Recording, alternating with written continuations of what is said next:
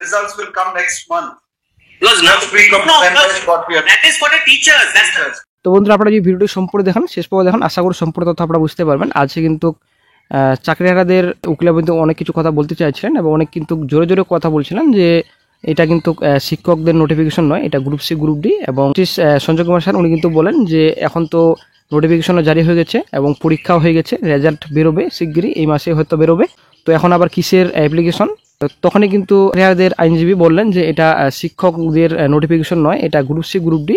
এবং এই যে শিক্ষকদের নোটিফিকেশন একটা সময়সীমা বেঁধে দেওয়া হয়েছে যে 31শে ডিসেম্বরের মধ্যে সম্পূর্ণ নিয়োগ প্রসেস কমপ্লিট করতে হবে এবং পরীক্ষা নিয়ে নেওয়া হবে এর মধ্যে।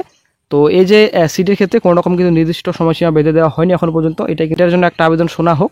তো এই বিষয়ে কিন্তু একটা রিকোয়েস্ট করেছিলেন সুপ্রিম কোর্টকে, কিন্তু কোনো রকম শুনানি। এসএসসি নিয়ে একটা মামলা ছিল সুপ্রিম কোর্টে, আশা করি আপনারা জানেন, সকালে কিন্তু ভিডিওতে আপডেট দেওয়া হয়েছিল। তো এসএসসি মামলা শুনানিতে আজকে কী হয়েছে, তো কোর্ট কি ডিসিশন দিয়েছেন, তো আজকে সম্পূর্ণ বিস্তারিত আলোচনা করা হবে। অবশ্যই বন্ধু ভিডিও সম্পূর্ণ দেখুন, শেষ পর্যন্ত দেখুন।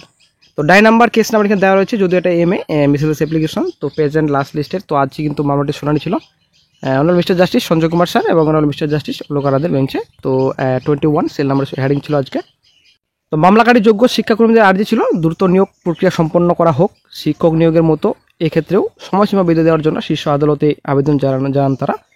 তো মামলাকারীদের বক্তব্য ছিল, তো অন্যথায় নিয়োগ নিয়ে কোনো নিশ্চয়তা পাচ্ছে না তারা। তো আজকে এই মামলা শুনানির জন্য উঠেছিল মিসেলেস অ্যাপ্লিকেশন। তো বিচারপতি সঞ্জয় কুমার স্যার এবং বিচারপতি অলোকারাদের বেঞ্চে দুই বিচারপতির বেঞ্চ জানায় মূল মামলার রায় ঘোষণা হয়ে গিয়েছে, তারপরেও কেন বারবার আবেদন করা হচ্ছে তা নিয়ে প্রশ্ন তোলেন শীর্ষ আদালত। তো সুপ্রিম কোর্ট আজকে বলেন যে কোনো অতিরিক্ত মামলার আবেদন শোনা হবে না, আমরা পুরো প্যানেল বাতিল করে দিয়েছি। এই অবস্থায় বারবার একই বিষয় নিয়ে আদালতে মামলা। তখন মামলাকারী পক্ষের আইনজীবী সওয়াল করেন, শিক্ষক নিয়োগের বিজ্ঞপ্তি দেওয়া হয়েছে কিন্তু শিক্ষাকর্মী নিয়োগের বিজ্ঞপ্তিতে দেরি করছে কেন? তো নিয়োগ নিয়ে কোনো নিশ্চয়তা নেই, এই অবস্থায় আবেদনের শুনানি হোক।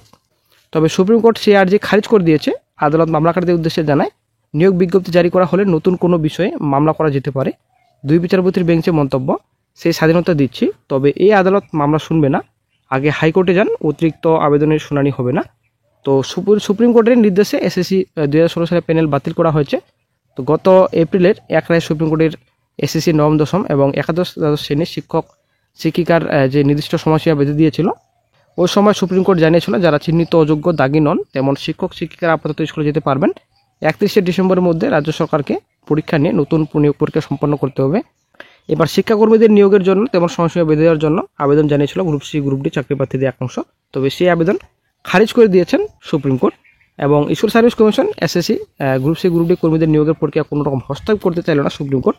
নির্দিষ্ট সময়সীমার মধ্যে এই নিয়োগ প্রক্রিয়া সম্পন্ন করার আবেদন জানান, কিন্তু আবেদন খারিজ করে দিল সুপ্রিম কোর্ট। তো শিক্ষক নিয়োগের মতো গ্রুপ সি গ্রুপ ডি নিয়োগের ক্ষেত্রেও যাতে সময়সীমা বেঁধে দেওয়া হয়, তো এই আবেদন কিন্তু খারিজ করলো সুপ্রিম কোর্ট।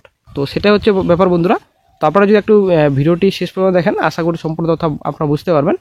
তো অ্যাডভোকেট কিন্তু আজকে অনেক কিছু কথা বলতে চাইছিলেন এবং অনেক জোরে জোরে কিন্তু বললেন যে এটা শিক্ষক নিয়োগের বিজ্ঞপ্তি নয়, এটা SSC group C group D.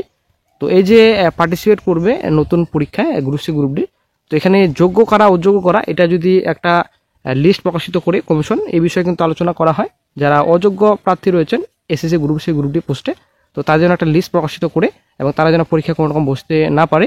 এবং টাকা পয়সা ফেরানোর যে একটা নির্দেশ ছিল সেটা কিন্তু কার্যকর করা হয়নি, সেই বিষয়ে আলোচনা হয়, কিন্তু কোনো রকম এই বিষয়ে সুপ্রিম কোর্ট শুনতেই চাইলো না। সুপ্রিম কোর্ট তরফ থেকে পরিষ্কার জানাচ্ছেন যে এসএসসি নিয়ে আর কোনো রকম মামলা শোনা হবে না, যদিও আমরা আগে থেকে জানি এসএসসি নিয়ে কিন্তু কোনো রকম মামলা শুনতে চাইছেন না আর supreme court. Your lordship will have it for 2 minutes. No, there's something essential. Anyhow, the results will come next month. Next week of December is what we are. That is for the teachers. That's the. What about you? I'm group C and D. That's my Group C grievance. and D, they've not had. The order also. We are not going to ask the state to provide you livelihood. No. It's beyond. That your lordship may forget for a moment. Beyond That's this for prayer question. 1. That's prayer 1. Your lordship will not entertain it. No difficulty. Kindly have my page 22, my lord. I'm on prayer 2. Just forget prayer 1 for We are not inclined to entertain these miscellaneous applications and concluded matters. only on one aspect. This system has to stop at some point of time. I appreciate that. Miscellaneous applications come up for hearing in open court. This is how you are now. Am I seeking a review? This No, one- my lord. Am I seeking a review? My lord? No, not at One prayer goes beyond the main order. Your lordship may. The second prayer is Yes, kindly have it. selection